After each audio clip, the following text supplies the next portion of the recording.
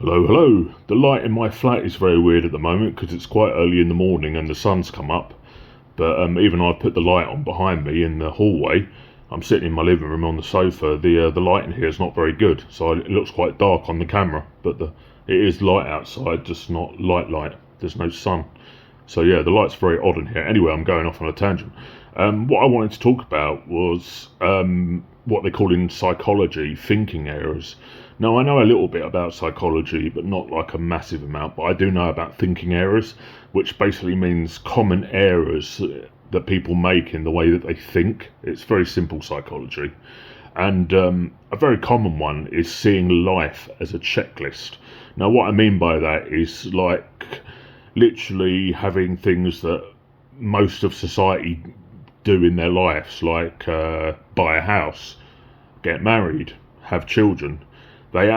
People add that like psychologically in their mind, like to a checklist, and think they need to do those things because other people are doing them in order for their life to be like successful or valid and it's a common cause of depression, just seeing life as this checklist that you need to tick off.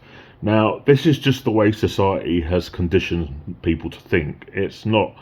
It's really is a thinking error. You know, you don't need to do what other people what other people do in order for your life to be valid or to be successful. You just need to do what makes you happy as an individual. You know, take me for instance, okay? Most people, obviously in society these days, get married and have children. I don't see that as a thing for my life to be valid or successful because I don't see my life that way. I've been guilty of thinking that way in the past, but I don't think that way anymore. And it's a trigger for depression. It really is. It's a way of making yourself feel shit. Just looking at other people and saying, oh, this person's got this, and that, and I don't. So don't think of your life that way. You know, life is not a checklist. That's a thinking error. It really is. Don't, sit back and look at what other people got. Just set your own targets.